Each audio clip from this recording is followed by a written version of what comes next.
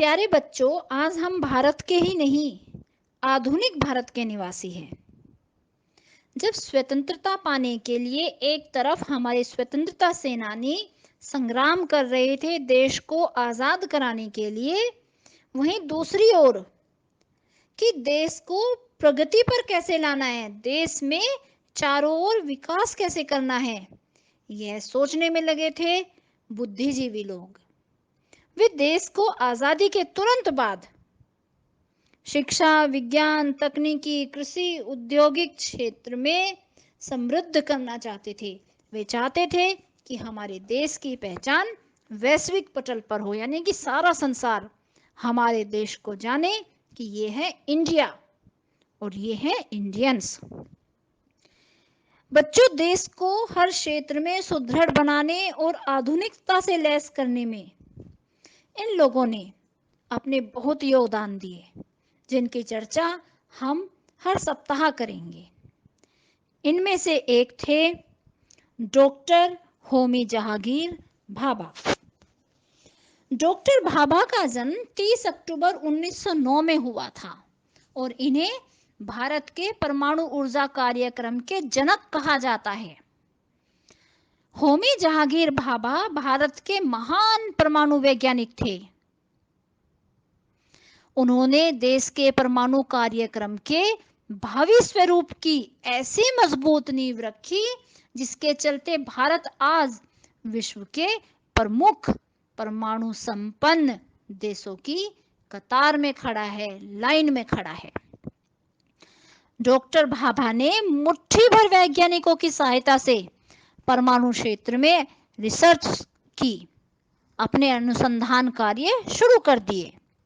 Doctor Bhabha ने समय से पहले ही ये जान लिया था कि परमाणु ऊर्जा की क्षमता और विभिन्न क्षेत्रों में इसके उपयोग की बहुत सारी संभावनाएं हैं।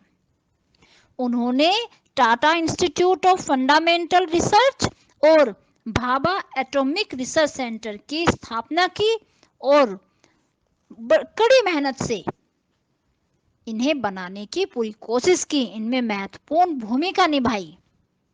डॉक्टर भाभा ही थे जो एटॉमिक एनर्जी कमीशन के पहले अध्यक्ष भी चुने गए। डॉक्टर भाभा ने बहुत सारे वैज्ञानिकों के साथ कार्य किया, जिनमें रदरफोर्ड, डेरोक, नील्स बेग थे। डॉक्टर भाभा ने आइंस्टाइन के साथ भी काम किया। वैसे तो डॉक्टर भाभा इंजीनियरिंग की पढ़ाई कर रहे थे, परंतु उनका मन फिजिक्स में था। फिजिक्स पढ़ना चाहते थे, वे विज्ञान पढ़ना चाहते थे। और बाद में उन्होंने अपने परिवार वालों को कहा कि मैं फिजिक्स पढ़ना चाहता हूँ, मैं अपने देश के लिए विज्ञान में कुछ करना चाहता हूँ।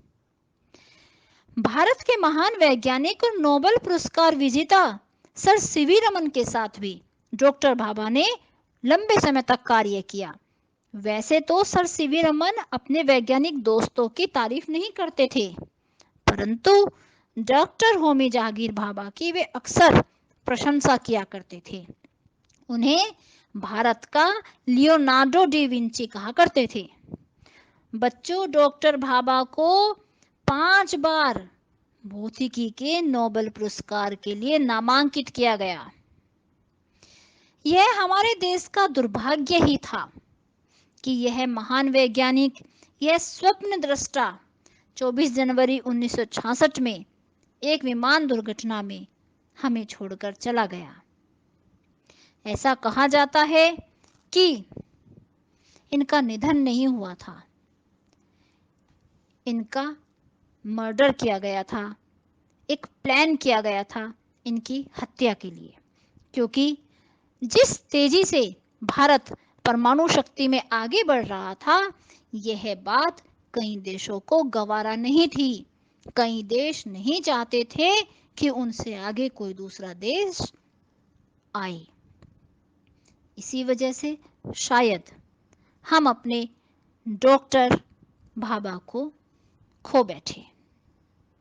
देखा जाए तो उनके जीवन की कहानी आधुनिक भारत के निर्माण की कहानी भी है।